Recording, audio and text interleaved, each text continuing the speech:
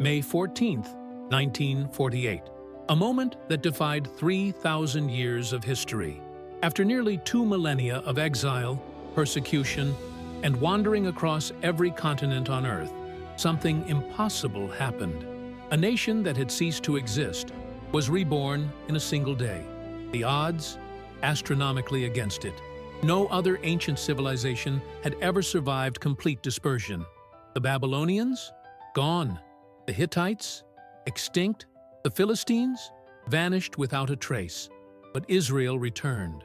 And here's what will blow your mind. Ancient prophets had predicted this exact scenario with stunning precision. Not just the exile, not just the suffering, but the return, the rebirth, the restoration. Today, we're diving into one of history's most fascinating mysteries.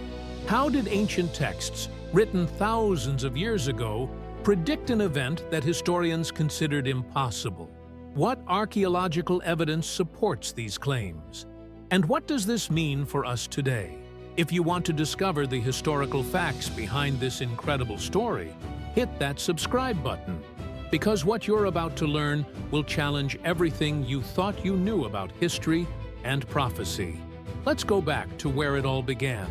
Around 700 years before Christ, in the ancient kingdom of Judah, prophets began recording visions that seemed absurd. Isaiah, Jeremiah, Ezekiel. These men wrote about a future that defied logic. They predicted Israel would be scattered to the four corners of the earth. They predicted the people would maintain their identity despite dispersion. They predicted an eventual return to their ancestral land. But here's the detail that makes historians pause. The prophet Ezekiel, writing around 590 before Christ, described something specific.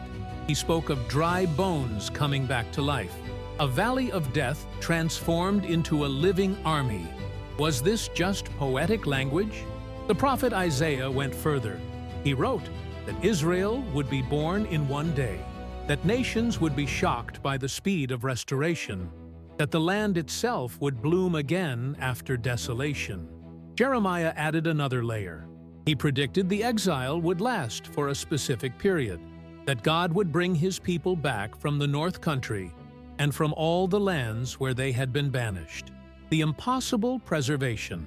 Now here's what makes this fascinating from a historical perspective. Every ancient civilization that experienced total dispersion disappeared within a few generations. Cultural identity dissolved. Language vanished. Religious practices merged with local customs. It happened to the Assyrians. It happened to countless tribal groups. It happened to everyone except one people. Historian Flavius Josephus, writing in the 1st century, documented the beginning of this phenomenon. He recorded the destruction of Jerusalem in 70 after Christ with meticulous detail. The Romans dismantled the temple stone by stone. They scattered the population across the empire. This should have been the end. But something unprecedented occurred. The Jewish people maintained their identity for almost 2,000 years without a homeland. They preserved their language, their customs, their religious texts, their cultural memory. No other group in human history accomplished this. Centuries of wandering. From 70 after Christ to 1948, the Jewish people lived as minorities in foreign lands. Babylon, Persia, Rome, Spain, Poland, Russia, Germany. They established communities across Europe, North Africa, the Middle East, and eventually the Americas. The persecution was relentless. Medieval Europe brought pogroms and forced conversions. The Spanish Inquisition in 1492 expelled hundreds of thousands. Eastern European massacres in the 17th and 18th centuries killed countless communities. And then came the 20th century. The Holocaust eliminated 6 million people in the most systematic genocide ever documented. By 1945, 1/3 of the world's Jewish population had been murdered. Logic suggested this would be the final chapter, the seeds of return. But during this darkest hour, something else was happening. In 1897, a journalist named Theodor Herzl organized the first Zionist Congress in Basel, Switzerland. He proposed something radical, a return to the ancient homeland. Most people thought he was delusional. How could a scattered people with no political power, no army, and no international support reclaim a land controlled by the Ottoman Empire? The idea seemed impossible. Yet Herzl wrote in his diary, "At Basel, I founded the Jewish state. If I said this out loud today, I would be greeted by universal laughter. In 5 years, perhaps, and certainly in 50 years, everyone will perceive it." 51 years later, Israel declared independence. The British Mandate. After World War I, the Ottoman Empire collapsed. The British took control of Palestine under a League of Nations mandate. In 1917, British Foreign Secretary Arthur Balfour issued a declaration supporting a Jewish homeland in Palestine. Jewish immigration increased throughout the 1920s and 30s. Communities were rebuilt. Agricultural settlements transformed barren land into productive farms. The ancient Hebrew language, dead for everyday use for 2 millennia, was revived as a spoken language. This alone was unprecedented in linguistic history. May 14, 1948. The British Mandate was ending. The United Nations had proposed a partition plan in November 1947, dividing the land between Jewish and Arab states.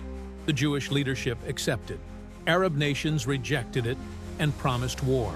On May 14, 1948, David Ben-Gurion stood in the Tel Aviv Museum and read the Declaration of Independence. He proclaimed the establishment of the State of Israel. Within hours, 5 Arab armies invaded. The new nation had no real army, no air force, limited weapons. The population was tiny compared to surrounding nations. Military analysts predicted complete destruction within weeks. Instead, Israel survived. The prophecy fulfilled.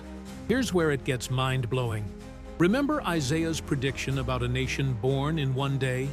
On May 14, 1948, for the first time in history, a nation was literally reborn in a single day by international recognition and declaration.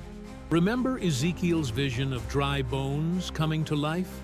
The survivors of the Holocaust, many literally resembling walking skeletons when liberated from camps, were among the first to immigrate to the new state.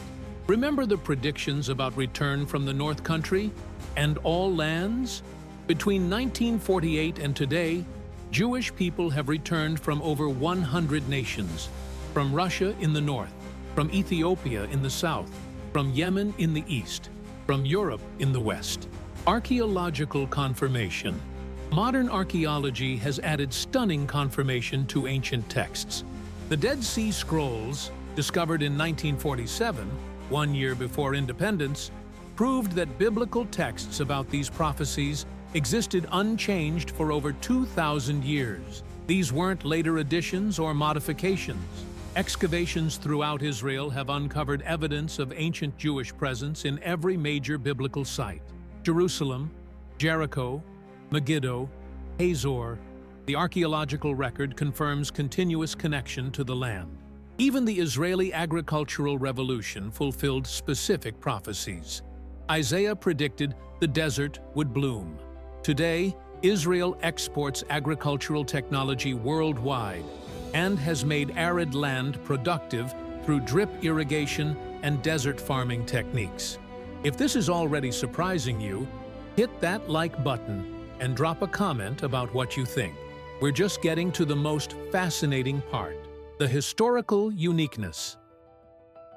Let's step back and look at this objectively.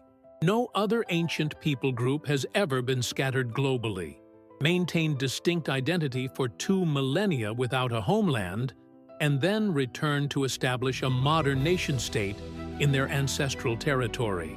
The statistical improbability is staggering. Historian Paul Johnson wrote that Jewish history defies normal historical patterns. The survival alone contradicts every sociological expectation. The return and establishment of a functioning state multiplies that improbability exponentially. The language miracle. Consider the Hebrew language. Latin died as a spoken language. It exists only in academic and religious contexts. Ancient Egyptian is completely extinct. Sumerian survives only in tablets. But Hebrew was revived. Eliezer ben Yehuda, working in the late 19th and early 20th centuries, almost single-handedly transformed ancient Hebrew into a modern spoken language. Children began speaking it natively. Today, over 9 million people speak Hebrew fluently. This had never been done before in human history. A dead language brought back to daily life. The geopolitical reality. Modern Israel faces constant challenges. Surrounded by larger nations, many hostile, it maintains one of the most advanced militaries in the world. Its technology sector rivals Silicon Valley. Its medical research contributes breakthrough treatments globally. From a population smaller than New York City, Israel has produced more Nobel Prize winners per capita than almost any nation. Its agricultural innovations help feed developing countries worldwide. Whether you view this through a religious lens or purely historical perspective, the uniqueness demands explanation. The continuing story, the prophecies didn't just predict return. They predicted ongoing conflict over Jerusalem. They predicted nations gathering against Israel. They predicted global attention far disproportionate to the tiny nation's size. Turn on any international news broadcast. Israel receives coverage wildly disproportionate to its geographic size or population. The United Nations passes more resolutions about Israel than about any other nation. World leaders constantly weigh in on its policies. For a country smaller than New Jersey, the global attention is remarkable. Ancient prophets predicted exactly this kind of disproportionate focus. The bigger picture. So what does all this mean? We've examined historical facts, archaeological evidence, documented prophecies, statistical improbabilities. Whether you approach this as a skeptic, a believer, or someone simply curious about history, the data points to something extraordinary. An ancient people scattered for 2,000 years returned and re-established their nation. Prophecies written centuries before events appeared to predict specific details. A dead language was revived. A desolate land became productive. Against all historical precedent, cultural identity was preserved through global dispersion. Your response. These facts invite personal reflection. If ancient texts could predict historical events with this level of accuracy, what else might they contain that deserves serious consideration?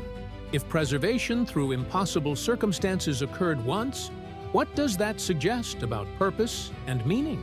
These aren't questions with easy answers, but they're questions worth asking. If this exploration of history and prophecy has moved you, consider that the same texts that predicted Israel's return also speak about personal restoration, about hope beyond circumstances, about purpose beyond chance. The evidence suggests these ancient writings deserve thoughtful examination. Next episode, subscribe and hit that notification bell because our next episode explores another stunning archaeological discovery. We're investigating the Dead Sea Scrolls and what they reveal about biblical accuracy. The findings will surprise you.